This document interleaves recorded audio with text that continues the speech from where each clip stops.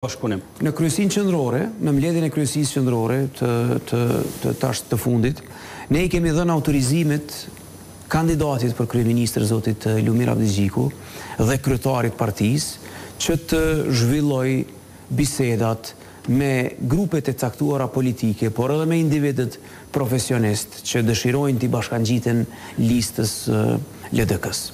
Dhe me thonë të drejten ka pas diskutime, por deri me tani nuk ka asnjë vendim final, sidomos vendim final për t'u kyç në listën e LDK-s.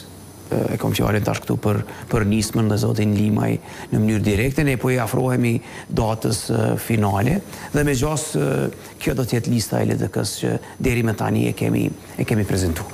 Mund të ketë edhe ndonjë prurje në këto ditët e fundit. Zoga, e kuptoj gjuhën politike tuaj apo thoni se ka marrë fund ajo punë, Limaj nuk do t'jetë LDK. Afër fundit jemi. Jemi afër fundit sepse të dielën I dorëzojmë listat.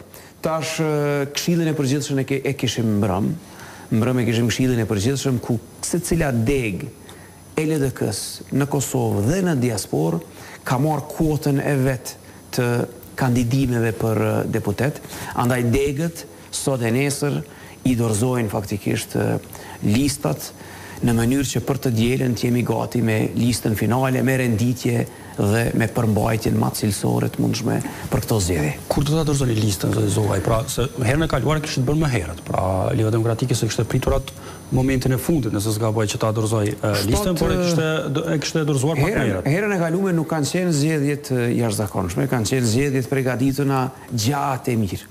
Kësaj here janë zgjedhjet jashtëzakonshme. Krejt afatet janë shumë të shpejtuara, krejt afatet. Me 70 orë, në fund të ditës me 70 orë, është deadline ose afati I fundit për të dorëzuar listën. Unë besoj fuqishëm që ne do t'jemi gati për atë ditë që ta dorëzojmë listën finale me renditjen tonë, të përgatitur mirë për zgjedhjet e 28 dhjetorit. Përveç listës që do I pri, pra kandidati për kryeministër, këta partnerët që I keni, a kanë vend më lartë në listë, a janë I dakorduar ende për këto çështje?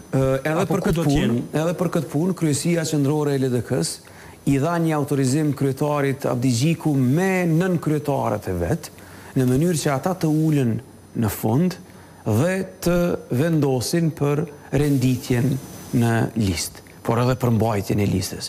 Andaj kryesia pra dhe Këshilli I përgjithshëm I dha autorizimin, normalisht kryetarit partisë, me bashkëpunëtorët e tij të ngushtë, me nënkryetarët e partisë dhe sekretarin e partisë, që ta përfundojnë këtë listë. Ne ju besojmë atyre, I besojmë vlerësimit edhe gjykimit të kryetarit dhe të nënkryetarëve që kanë me listu, si me thonë, renditjen edhe përmbajtjen e listës në mënyrën më të mirë të mundshme. Zogaj, para se të kalojmë në disa tema tjera, kam edhe një pyetje sa I përket listës dhe më pas rezultatit.